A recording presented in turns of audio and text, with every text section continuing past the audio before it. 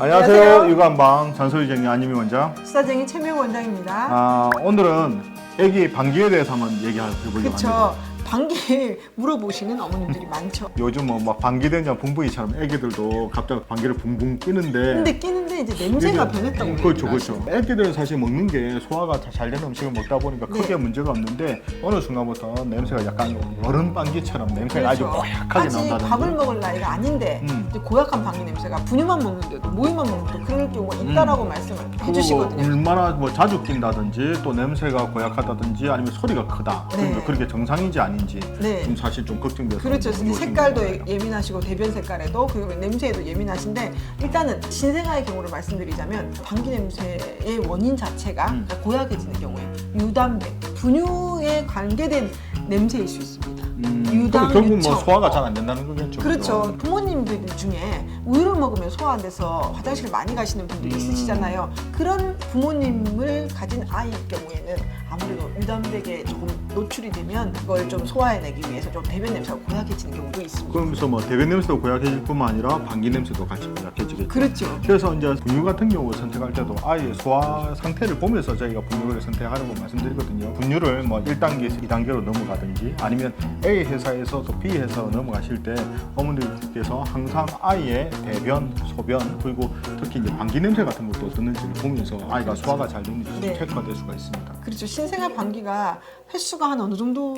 보통 하루에 한 25세 정도는 크게 문제가 없다고 보거든요. 근데 말을 못하니까 얘가 배가 아픈지 아닌지는 알 수가 없는데 잘 먹던 애가 좀 잘 안 먹는다든지 아니면 많이 붙인다든지 그렇게 되면 아무래도 장애에 조금 문제가 있을 수 있으니까 정확한 진단도 필요하고요. 그리고 특히 아이들 방귀 소리가 또 붕 하고 크게 애들도 있단 말이에요. 그거는 뭐 그냥 장이 건강한 신호기 때문에 그냥 걱정 안 하시고. 요즘 분유들이 너무 다양해져서 뭐 유당이나 유담백에 노출이 되면 안 좋은 아이들의 경우에는 아무래도 그런 것들이 조금 제거가 되거나 부족해져 있는 다른 특수 분유들이 많습니다. 아이의 방귀나 대변을 좀 체크해 보시고요. 조금 평상시나 아니면 다른 일반 아이들과 다르다고 느끼시면 그런 부분을 조금 바꿔서 우리 아이로 맞는 분유를 찾는 것도 정답입니다. 그리고 뭐 좀 큰 애들 같은 경우에도 방귀를 너무 많이 자주 낀다 그러면 이런 아이들이 이제 탄수화물이라든지 당이 많은 음식을 먹으면 아무래도 그런 경우가 조금 많거든요. 그렇죠. 아무래도 밀가루 음식, 그렇죠. 그다음에 이제 달달한 음식. 아무래도 이제 한 2돌 정도 됐을 때 이제 이빨로 여러 가지 음식을 먹을 수 있는 시기라 그러면 뭐 어떻게 이제 이때부터는 빵도 먹게 되고 면 종류라든지 과자도 먹게 되고 두 가지. 아무래도 이제 그런 걸 먹게 되게 되면 아이들 같은 경우 방귀도 가스가 많이 생기다 보니까 조금 그런 경우가 좀 많습니다. 그래서 이런 경우는 이제 장 기능을 활성화시키기 위해서 식이섬유 많은 음식을 이렇게 복용하면 좋긴 한데 근데 식이섬유가 너무 과다하게 들어갈 경우에는 가스도 많이 생기고 그리고 가스가 많이 더 생성될 수 있습니다. 그래서 성장에는 조금 저해되는 요소가 있을 수 있어서 단 음식을 줄이고 식이섬유는 적절히 먹어지는 것이 장에도 대변 냄새나 방귀 냄새에도 좀 도움이 되죠.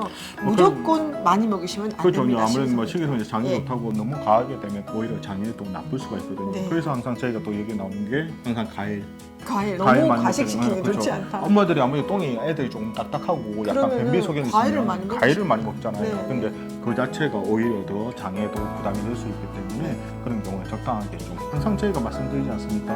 야채를 먹어야 되는데 아직까지 이때는 딱딱하고 아직 너무 생야채는 조금 못 먹기 때문에 익힌 야채.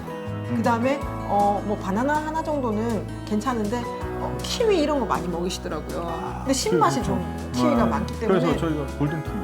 골든 키위는 좀 그래도 낫죠. 신맛이 조금 들어요. 그리고 변비 같은 경우에 키위 자체가 약간 식이섬유라든지 약간 변을 부드럽게 해주는 성분이기 때문에 가급적 좀 신맛이 좀 들어간 것이 골든 키위가 좀 신맛이 덜하고요. 그것도 뭐 여러 개를 먹이는 게 아니라 한두 개 안에서 해결할 수 있게 그렇게 조금 신경 쓰시면 좋겠습니다.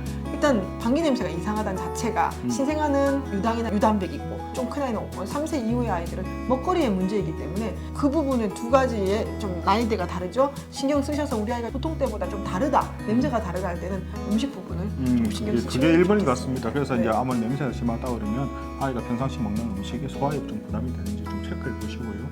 그리고 이때는 유산균 같은 경우도 좀 같이 병행하시는 것도 상당히 좋습니다. 항상 말씀드리지만 유산균은 자기 체질에 맞는 유산균이 제일 좋습니다. 먹었을 때 똥도 잘 나와야 되고 똥 냄새도 조금 덜해야 되고 색깔도 좋아야 되고 또 방귀 냄새도 좀 덜해야 됩니다. 그건 진짜 케바케입니다. 그래서 아이하고 맞는 유산균은 직접 찾으셔야 예, 합니다. 그러니까 먹으면서 먹거리도 좀 신경 써보시게 네. 되면 이런 방귀도 지금 우리 아이의 건강 상태를 첫 체크하는 도움이죠. 신호라고 생각하시면 좀 예. 도움이 되실 거라 생각됩니다. 이처럼 육아 정보는 언제든지 댓글 달아주시면 준비해 보도록 하겠습니다. 우리 아이들을 위한 잔소리쟁이 아닌 거죠. 수다쟁이 최미영 원장이었습니다. 좋아요와 구독하기도 잊지 마시고요. 다음 영상에도 만나뵙겠습니다. 육아는 한방